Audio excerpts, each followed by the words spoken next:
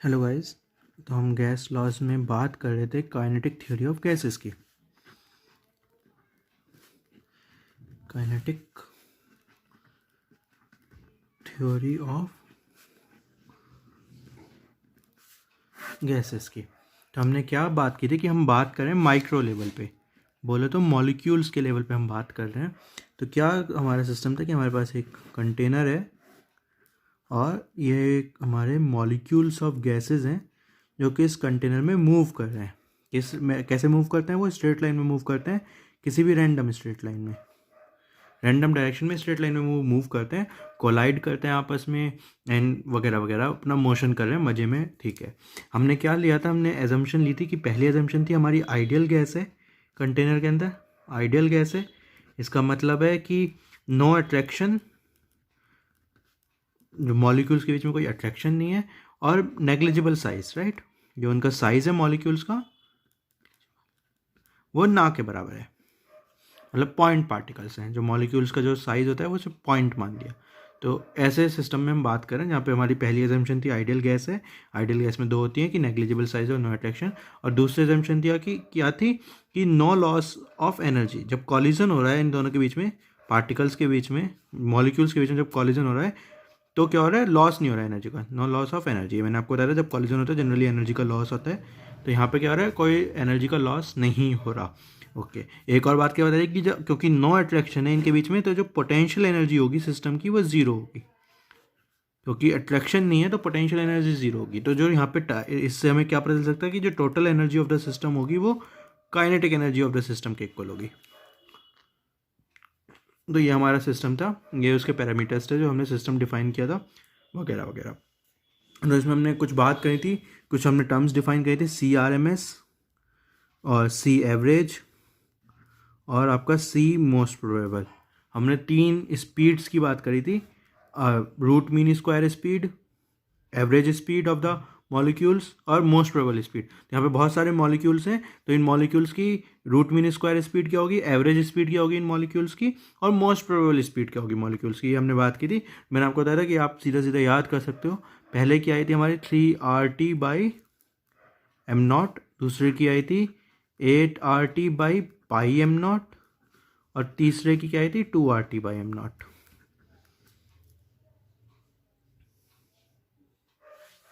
यहाँ पे आपका m0 क्या था? बेसिकली मॉलिकुलर मोलर मास इन kg। गैस का जो भी गैस पड़ी हुई है इस कंटेनर में, उसका kg में मोलर मास। तो ये आपके तीन स्पीड्स आई थी, CRMS, root mean square, average और MP। फॉर्मूले वाइज अगर आप बात कर सकते हो तो वो भी देख सकते हो। CRMS का मतलब क्या था? रूट मीन स्क्वायर, मतलब हर एक मॉलिक्यूल की, अगर ये पहला मॉलिक्यूल है तो इसकी स्पीड अगर C1 है तो C1 का स्क्वायर प्लस C2 का स्क्वायर। ऐसे अगर मेरे पास टोटल सिस्टम में n मॉलिक्यूल्स हैं तो CN तक जाएगा, CN का स्क्वायर। तो रूट मीन स्क्वायर, तो क्या करना है? स्क्वायर करना है, स्क्वायर करा सबका, मीन निकालना है। मीन कैसे निकल रहा है? सबका सम divided by number of molecules, sorry n, और उसका रूट करना है। तो ये थी आपकी root mean square speed, RMS, right. उसके बाद क्या थी? एवरेज। एवरेज क्या होगी? Simple simple C1 plus C2 plus ऐसे जाते जाते कहाँ तक? CN तक डिवाइडेड बाय n। सारी स्पीड्स हर एक मॉलिक्यूल की, अगर पहले मॉलिक्यूल की C1 स्पीड है, दूसरे की C2 स्पीड है, ऐसे n तक जा रही है और डिवाइडेड बाय n कर देना है, तो आपकी एवरेज स्पीड निकल जाएगी। मोस्ट प्रोबेबल स्पीड क्या होती है? इसका फॉर्मूले से नहीं लिख सकते। मोस्ट प्रोबेबल स्पीड होगी कि अगर मान लो 10 मॉलिक्यूल्स हैं, मान लो 10 मॉलिक्यूल्स हैं, इसमें से एक मॉलिक्यूल की स्पीड कुछ 5 मीटर पर सेकेंड है, तीन मॉलिक्यूल की स्पीड 4 मीटर पर सेकेंड है, पाँच मॉलिक्यूल की स्पीड क्या कहते हैं 6 मीटर पर सेकेंड है, और क्या कहते हैं, और कितना बचे? 5 3 8 1 9, और एक मॉलिक्यूल की स्पीड मान लो 7 मीटर पर सेकेंड है। ये आपके पास 10 मॉलिक्यूल्स हैं सिस्टम में गैसेस के, और यहाँ पे आपको बता रखा है कि एक मॉलिक्यूल की स्पीड इतनी है 5 मीटर, तीन मॉलिक्यूल्स की 4 मीटर पर सेकंड है, 5 मॉलिक्यूल्स की 6 मीटर पर सेकंड है, और वन मॉलिक्यूल की 7 मीटर पर सेकंड है। तो मोस्ट प्रोबेबल स्पीड का मतलब होता है कि मैक्सिमम नंबर ऑफ मॉलिक्यूल्स जो हैं उनकी स्पीड क्या है। तो मैक्सिमम नंबर क्या है? यहाँ पे 5 मॉलिक्यूल्स है, मैक्सिमम नंबर 5 की स्पीड क्या है? 6 मीटर पर सेकंड है, तो आंसर क्या होगा? 6 मीटर पर सेकंड। तो मोस्ट प्रोबेबल स्पीड वो स्पीड होती है जो कि ज़्यादा से ज़्यादा मॉलिक्यूल्स की स्पीड है। ठीक है, तो ये हमने लास्ट लेक्चर में बातें की थी। ओके, तो इस मोस्ट प्रोबेबल स्पीड से आपको एक और, मतलब इससे नहीं, लेकिन मतलब एक बनता है Maxwell's speed distribution curve. Maxwell's speed distribution curve. ठीक है, तो मैक्सवेल ने बताया था कि एक सिस्टम में जो नंबर ऑफ मॉलिक्यूल्स होते हैं उसकी अगर हम ग्राफिकली रिप्रेजेंट करें बेसिकली, कि हमने देखें कि एक कितने नंबर ऑफ मॉलिक्यूल्स की स्पीड कितनी है, एन सी बोले तो नंबर ऑफ मॉलिक्यूल्स, यहाँ पे हमारी सी बोले तो स्पीड। तो मान लो किसी बहुत थोड़े से नंबर ऑफ मॉलिक्यूल्स की आपका नंबर ऑफ मॉलिक्यूल्स स्केल है, यहाँ पे मतलब ऐसे 1 2 3 ऐसे, मतलब आपके नंबर ऑफ मॉलिक्यूल्स हैं। 1 2 3 स्केल में नहीं होंगे, थोड़े और बड़े स्केल में होंगे, लेकिन ओके, तो मतलब ऐसे नंबर ऑफ मॉलिक्यूल्स हैं। ऐसे आपके यहाँ पे क्या चल रहा है, स्पीड का स्केल चल रहा है। ओके, तो आप देखते हो, आप क्या कर्व से आप देखना स्टार्ट करते हो कि 0 मॉलिक्यूल्स की स्पीड 0 है। फिर आप देखोगे कि किसी कितने नंबर ऑफ मॉलिक्यूल्स की स्पीड कुछ और होगी, फिर कुछ और होगी, फिर कुछ और होगी। तो आप ऐसे जब इस कर्व को ड्रॉ करोगे तो ये कर्व कुछ ऐसे बनता है। एक पीक आती है इसकी, ओके, और फिर ये पीक आई, और फिर ये ऐसे, ये लास्ट में जाके मतलब लाइक मिलता भी है।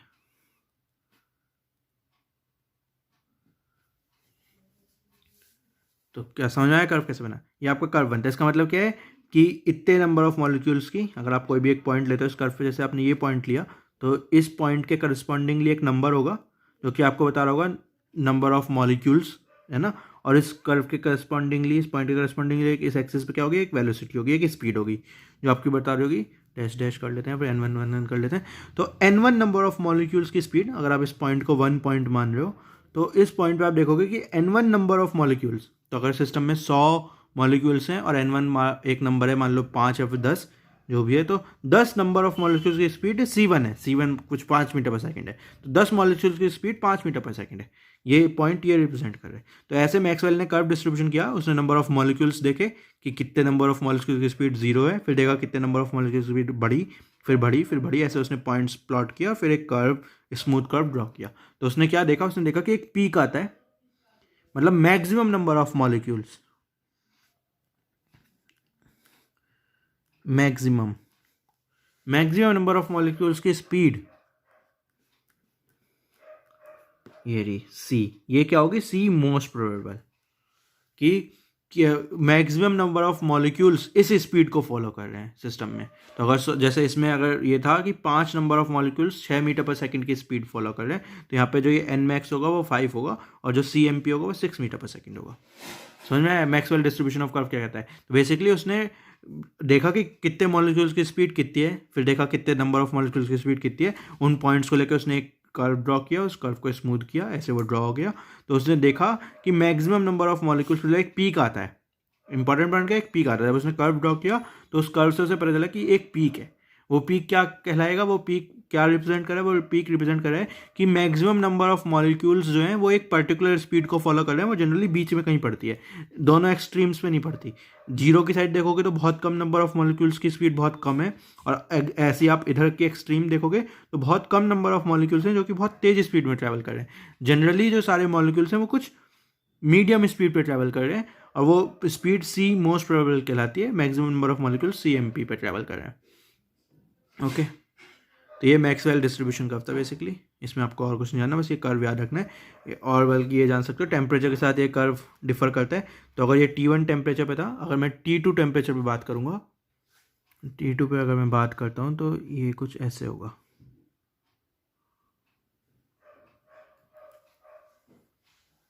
ये आपका ये पहला वाला T1 है और ये दूसरे वाले का कर्व का T2 है। तो आप क्या देखोगे, अगर T2 आपका ग्रेटर देन T1 है, अगर आप टेम्परेचर बढ़ाते हो, तो जो आपकी C मोस्ट प्रोबेबल है, CMP है, वो भी बढ़ती है। ठीक है, अगर ये 1 के लिए थी और ये 2 के लिए है, तो आप क्या कर्व से आप देख सकते हो, जो आपकी C मोस्ट प्रोबेबल होगी वो बढ़ेगी, और जो आपका NC होगा वो घटेगा, N मैक्स जो होगा वो घटेगा। लेकिन ठीक है, वो इतना डिफरेंस नहीं, इतना मायने नहीं रखते। ज़्यादा मायने क्या रखता है, ये वाली चीज़ कि टेम्परेचर बढ़ाने पे आपकी C मोस्ट प्रोबेबल बढ़ती है। वो आप यहाँ से भी देख सकते हो ऑफकोर्स। C मोस्ट प्रोबेबल फॉर्मूले से क्या है, 2RT/m0। T से डायरेक्टली प्रोपोर्शनल है कि नहीं है CMP, रूट के T से है, लेकिन बेसिकली T से ही है। T बढ़ाओगे तो CMP बढ़ेगा, राइट। आप यहाँ से कर्व से भी देख सकते हो ये बात, कि आप टेम्परेचर बढ़ाओगे तो कर्व कुछ ऐसा हो जाएगा। तो ये T1 और T2 वाले कर्व में डिफरेंस है, यहाँ पे T2 आपका T1 से ग्रेटर है। तो ये वाला क्वेश्चन एग्जाम में आ सकता है, 2 कर्व बना के दे सकते हैं, पूछ लेंगे किसका टेम्परेचर ज़्यादा है, तो आप देखोगे जिसका CMP ज़्यादा होगा उसका टेम्परेचर ज़्यादा होगा। बेसिकली CMP कहाँ पे निकलता है, जहाँ पे पीक होता है, तो जिसकी पीक ज़्यादा आगे की साइड होगी बेसिकली उसका टेम्परेचर ज़्यादा आगे की साइड होगा। ओके, तो ये आपका मैक्सवेल स्पीड डिस्ट्रीब्यूशन कर्व था जो कि हमें C मोस्ट प्रोबेबल देता है, तो मैंने ये CMP के इसलिए नीचे बना दिया। तो अभी तक हमने क्या सीखा, हमने सीखा क्या हमारा सिस्टम है, हमने 3 स्पीड की डिफाइन किया basically, CRMS, C average, CMP, और हमने मैक्सवेल डिस्ट्रीब्यूशन कर्व सीखा। ओके, अब थोड़ा सा और आगे चलते हैं, एक कांस्टेंट की बात करते हैं जिसका नाम है बोल्ट्जमैन कांस्टेंट। बोल्ट्जमैन कांस्टेंट, देखिए इसका रिप्रेजेंटेशन है स्मॉल k और b, KB, या फिर कई बार सिर्फ k से भी, स्मॉल k से भी रिप्रेजेंट कर सकते हैं। तो बोल्ट्जमैन कांस्टेंट इसका नाम है, ठीक है। जैसे यूनिवर्सल गैस कांस्टेंट होता है, उसकी डेफिनेशन क्या होती है, यूनिवर्सल गैस कांस्टेंट से, बोल्ट्जमैन कांस्टेंट से पहले अगर हम R की बात करें, यूनिवर्सल गैस कांस्टेंट, तो इसकी डेफिनेशन मैंने आपको बताई थी स्टार्टिंग में, क्या होती है, 1 मोल गैस का, 1 मोल ऑफ गैस का टेम्परेचर 1 केल्विन से बढ़ाना है हमें। 1 मोल गैस का टेम्परेचर में 1 केल्विन पॉइंट बढ़ाना है, राइट, कि अगर उसका 20 केल्विन टेम्परेचर है इस टाइम, तो हमें 21 केल्विन करना है उस गैस का टेम्परेचर, 1 मोल गैस का। उस मोल की हमें क्वांटिटी पता है, हमें पता है कितना टेम्परेचर में बढ़ाना है, उसके लिए जितनी एनर्जी रिक्वायर्ड होगी, राइट, एनर्जी या फिर हीट रिक्वायर्ड होगी उसके लिए, वो क्या होगा हमारा, उस क्वांटिटी को हम क्या कहते हैं, R कहते हैं, यूनिवर्सल गैस कांस्टेंट कहते हैं। ठीक है, हमारी यूनिवर्सल गैस कांस्टेंट की डेफिनेशन थी कि 1 मोल गैस का हमें टेम्परेचर 1 केल्विन से बढ़ाना है, तो हमें जितनी एनर्जी रिक्वायर्ड होगी, जितनी हीट रिक्वायर्ड होगी, उस अमाउंट को हम यूनिवर्सल गैस कांस्टेंट कहते हैं, राइट। इधर आप देख लो तो बोल्ट्जमैन कांस्टेंट में क्या होता है, बोल्ट्जमैन कांस्टेंट कहता है कि यहाँ पे अब 1 मोल की जगह मुझे 1 मॉलिक्यूल, वो हम कहाँ पे आ गए, माइक्रो लेवल पे बात करें, तो एक मॉलिक्यूल, एक उस गैस का 1 मॉलिक्यूल लिया हमने, 1 मॉलिक्यूल ऑफ गैस लिया, और इसको हम बढ़ा रहे हैं 1 केल्विन टेम्परेचर से, 1 केल्विन टेम्परेचर पॉइंट, इसको हम राइज कर रहे हैं, टेम्परेचर हम इसका बढ़ा रहे हैं, 1 केल्विन टेम्परेचर बढ़ा रहे हैं, 1 मोल गैस लिया, उसका 1 केल्विन टेम्परेचर बढ़ाया, तो उसके लिए जितनी एनर्जी रिक्वायर्ड है, एनर्जी रिक्वायर्ड या फिर हीट जो हमने उसे गिवन करी सिस्टम को, कि 1 मॉलिक्यूल गैस का टेम्परेचर 1 केल्विन से बढ़ाने के लिए जितनी हमें एनर्जी रिक्वायर्ड हुई, उसको हम कहते हैं बोल्ट्जमैन कांस्टेंट, उसको हम कहते हैं बोल्ट्जमैन कांस्टेंट। तो आप देख सकते हो दोनों में रिलेशन क्या है, KB और R में, किसको दिख रहा है, सीधा सीधा कोई बता सकता है कि जो हमारा K होगा या फिर जो KB होगा, वो R को अगर हम किससे डिवाइड कर दें, किससे डिवाइड कर दें, NAV, एवोगैड्रो नंबर से डिवाइड कर दें, एवोगैड्रो नंबर से, तो हमारा KB आ जाएगा। कैसे समझ में आया, तो समझ में आ रहा है, अब तो आ गया होगा समझ में क्या डिफरेंस है दोनों डेफिनेशन में। यहाँ पे 1 मोल गैस है और यहाँ पे 1 मॉलिक्यूल गैस है, तो 1 मोल में कितने मॉलिक्यूल्स होते हैं किसी गैस के, number of Avogadro numbers, right, 6.023 into 10⁻23 molecules of gas से 1 मोल बनता है, राइट, ये हमने पहले भी बात की थी कि 6.023 इंटू 10⁻23 मॉलिक्यूल से 1 मोल बनता है। तो यहाँ पे R में कितना हमें चाहिए होता है, कितनी एनर्जी चाहिए होती है 1 मोल के लिए, मतलब इतने मॉलिक्यूल्स को टेम्परेचर 1 केल्विन से बढ़ाने के लिए हमें इतनी एनर्जी चाहिए। तो अगर हम एवोगैड्रो नंबर से डिवाइड करेंगे तो 1 मॉलिक्यूल की एनर्जी बढ़ाने के लिए आ जाएगा ना हमारे पास नंबर। R का मतलब होता है, R में हमें चाहिए होता है 1 मोल का टेम्परेचर बढ़ाना, 1 मोल का मतलब 6.023 इंटू 10⁻23 मॉलिक्यूल्स का टेम्परेचर हमें बढ़ाना है 1 केल्विन से, वो R कहलाता है। बोल्ट्जमैन कांस्टेंट क्या है, 1 मॉलिक्यूल, तो 6.023 इंटू 10⁻23 एवोगैड्रो नंबर से अगर मैं डिवाइड कर दूंगा R को, तो 1 मॉलिक्यूल के लिए मुझे जितनी एनर्जी हो जाएगी वो आ जाएगी, राइट। सिंपल सिंपल मैथ्स है, सिंपल सिंपल मैथ्स है। तो बोल्ट्जमैन कांस्टेंट की डेफिनेशन क्या होती है, सिंपल में आनी चाहिए, 1 मॉलिक्यूल का हमें टेम्परेचर 1 केल्विन से बढ़ाना है, तो जितनी एनर्जी रिक्वायर्ड होगी। R से क्या रिलेशन है समझ में आना चाहिए, जैसे एवोगैड्रो नंबर से अगर हम डिवाइड कर देंगे तो ये आता है। यहाँ तक होप सो किसी को कोई दिक्कत नहीं होगी। ओके, तो अब मैं क्या करना चाह रहे हैं, बोल्ट्जमैन कांस्टेंट के टर्म्स में हम ये जो CRMS या फिर जो ये 3 वैल्यू थी बेसिकली 3RT/m0, राइट, एक ये वैल्यू है, एक वैल्यू है 8RT/πm0 और एक वैल्यू है 2RT/m0, इसको हम अलग अलग टर्म्स में लिखने जा रहे हैं, इन 3 वैल्यूज़ को CRMS, C एवरेज और C मोस्ट प्रोबेबल की जो 3 वैल्यूज़ हैं, इनको हम अलग अलग टर्म्स में लिखने जा रहे हैं कि RT/M0 की जगह किसी और टर्म्स में लिखो, जैसे के टर्म्स में लिखो या फिर अलग टर्म्स में। तो वो कहाँ से आएंगी? वो यहाँ से आएंगी। आप सबको पता है PV = NRT होता है, कोई दिक्कत नहीं यहाँ से सबको। ओके, तो अगर इसको मैं इस टर्म्स में लिखना रहा हूँ के टर्म्स में, तो कैसा आएगा? तो PV का तो PV रहेगा। ये क्या है? N क्या होता है? Number of moles, right. N क्या होता है? Number of moles. मोल्स का जो नंबर होता है वो किसके बराबर हो सकता है? वो इसके बराबर भी हो सकता है कि total number of molecules, total molecules जितने हैं divided by Avogadro number, NAV। समझ में आया? नंबर ऑफ मोल्स हम कैसे भी निकाल सकते हैं कि टोटल मॉलिक्यूल्स कितने हैं सिस्टम में divided by Avogadro number. Basically एक मोल में कितने मॉलिक्यूल्स होते हैं, तो हमारे पास टोटल, अगर मान लो twice of Avogadro number of molecules हैं हमारे पास, तो अगर हम उसे एवोगैड्रो नंबर से डिवाइड करेंगे तो हमारे पास 2 आंसर आएगा। मतलब क्या है? 2 मोल्स। तो अगर मेरे पास 2 मोल है किसी सब्सटेंस का, तो इसका मतलब क्या होगा कि एक मोल में 6.023 × 10⁻23 मॉलिक्यूल्स हैं। 2 मोल में कितने मॉलिक्यूल्स होंगे? Twice of 6.023 × 10⁻23, right. तो नंबर ऑफ मोल्स में कैसे निकाल सकता हूँ कि टोटल नंबर को मैं एक मोल में जितने मॉलिक्यूल्स हैं उससे डिवाइड कर दूँ, तो नंबर ऑफ मोल्स निकल जाता है। तो अगर मैं इस N को कैसे लिख सकता हूँ? टोटल नंबर ऑफ मॉलिक्यूल्स, जिसको मैं कैपिटल N से रिप्रेजेंट कर रहा हूँ, डिवाइडेड बाय NAV, जो कि एवोगैड्रो नंबर है, ठीक है ना, इनटू RT। R/NAV मुझे पता है क्या होता है, K होता है। तो इसको मैं कैसे लिख सकता हूँ? PV = capital N × K × T। तो PV = NRT को मैं ऐसे भी लिख सकता हूँ, ध्यान रखना, राइट। यहाँ तक किसी को कोई दिक्कत नहीं होगी। और एक और काम करते हैं। PV आपका क्या होता है? NRT के इक्वल होता है, सबको पता है।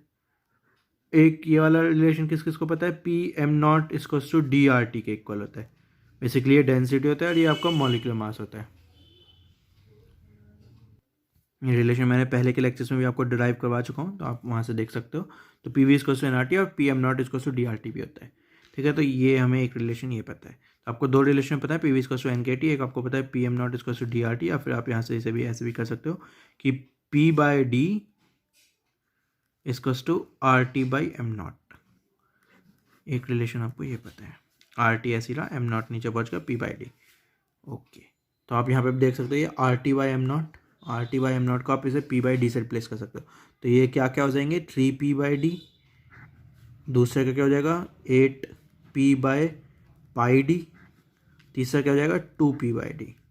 तो ये कई बार आपका P और D आपको दे देंगे, प्रेशर और आपकी डेंसिटी ऑफ द गैस, और आपसे ये पूछ सकते हैं क्या निकालो, CRMS, C एवरेज वगैरह वगैरह। तो ये आपको ये फॉर्मूला अगेन याद होने चाहिए।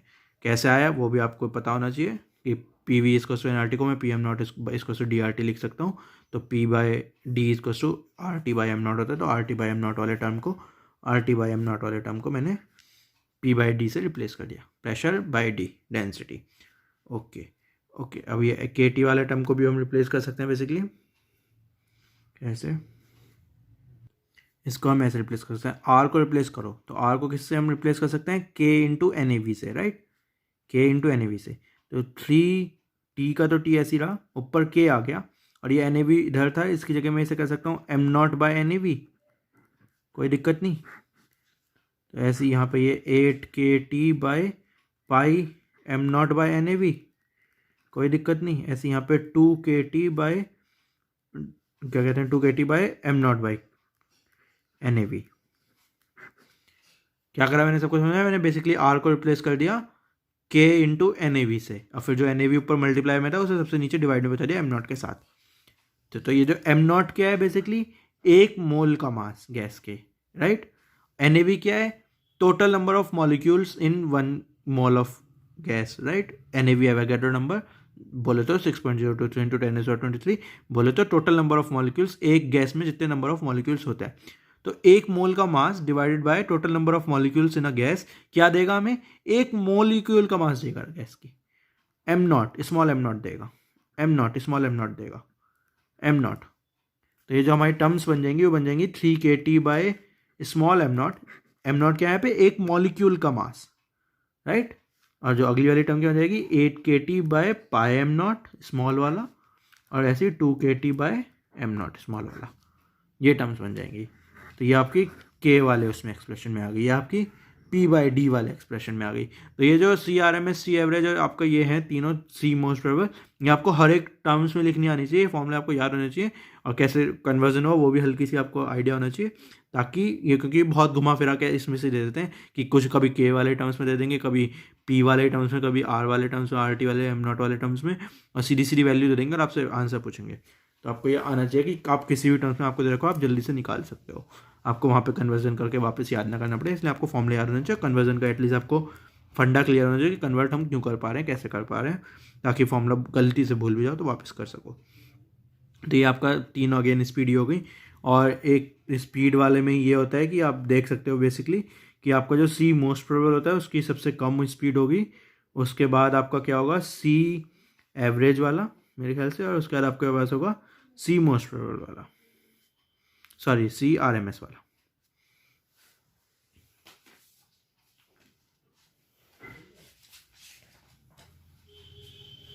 ठीक है ना, सी मोस्ट प्रोबेबल बेसिकली ये √2 का फैक्टर है यहाँ पे, सी एवरेज में आपका कितना 8/π का फैक्टर है, और CRMS में आपका √3 का फैक्टर है। तो ये अराउंड 1.17 वैल्यू होती है, इसकी 1.7 वैल्यू होती है, सॉरी 1.2 के आसपास वैल्यू होती है।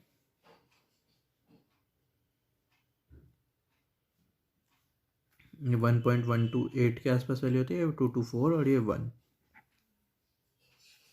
मतलब वैल्यू नहीं कह रहा, रेशियो बता रहा हूँ, 1:1 ये रेशियो होता है इनका। तो अगर √2 वाले को 1 मान रहे हो तो 8/π को आपको ये मानना पड़ेगा 1:1.128, और √3 वाले को ये मानना पड़ेगा। छोड़ो इतना भी करना, बेसिकली √2 की वैल्यू पता है, इसकी वैल्यू पता है, इसकी वैल्यू पता है, तो आपको आप यहाँ से सीधे सीधे एक देख सकते हो कि CMP सबसे कम होगा, सी एवरेज उससे ज़्यादा होगा, और CRMS उससे ज़्यादा होगा। तो ये आपको ये पता होना चाहिए किसकी कौन सी सबसे कम होती है और कैसे वो बढ़ते हैं, राइट। और ये भी आप देख सकते हो कि जब आप वैल्यूज़ निकालोगे तो ये जो उसके पास ये रेशियो इसलिए करा है ताकि आप ये देख सको कि जो सी मोस्ट प्रोबेबल होता है वो उसके पास होते हैं दोनों स्पीड, सी एवरेज और CRMS जो है वो सी मोस्ट प्रोबेबल से बहुत दूर नहीं होते, बिल्कुल पास में होते हैं। अगर ये 1 है तो ये 1:1.28 और 1:1.224 इसी रेशियो में होते हैं, इस रेशियो में होते हैं, तो मतलब पास होते हैं, राइट। जो सी मोस्ट प्रोबेबल स्पीड है वो सी एवरेज के पास होगी, मतलब या फिर उल्टा कहना चाहिए, सी एवरेज जो है वो सी मोस्ट प्रोबेबल के पास होगी, CRMS जो है वो भी सी मोस्ट प्रोबेबल के पास होगी, उससे बहुत दूर नहीं होगी, अलग हटके नहीं होगी। तो एवरेज स्पीड और CRMS speed, root mean square speed, दोनों जो होती हैं वो सी मोस्ट प्रोबेबल के आसपास ही होती हैं, थोड़ी सी ज़्यादा होती है उससे, इस रेशियो में ज़्यादा होती है। तो ये आपको ये वाला फैक्टर समझ में आना चाहिए, तो ये समझ में आ गया। Well done. तो आज का लेक्चर यहाँ पे हम खत्म करते हैं, अगले लेक्चर में हम बात करेंगे बेसिकली काइनेटिक एनर्जी की। अभी हमने क्या बात करी, स्पीड्स की बात करी, स्पीड वाला तो हमारा अराउंड यहाँ पे सब कुछ खत्म हो गया। तो काइनेटिक थ्योरी ऑफ गैसेस में काइनेटिक बात चल रही है तो स्पीड की तो बात चल ही रही है, तो स्पीड की बात कर लिया, अब स्पीड की बात करते हैं तो फिर एनर्जी की भी बात करते हैं, ठीक है ना। तो मैंने आपको बताया है कि एनर्जी यहाँ पे सारी कौन सी है, काइनेटिक एनर्जी है। तो हम बात करेंगे काइनेटिक एनर्जी की अगले लेक्चर में, यहाँ पे हम इन स्पीड्स के बेसिस पे average kinetic energy, total kinetic energy, ऐसी चीज़ें निकालेंगे, ओके। वो भी इम्पॉर्टेंट है, सिस्टम में टोटल कितनी एनर्जी है वो फाइंड आउट करने के लिए। चलो ठीक है, आज का लेक्चर यहीं पे ख़त्म होता है, थैंक यू।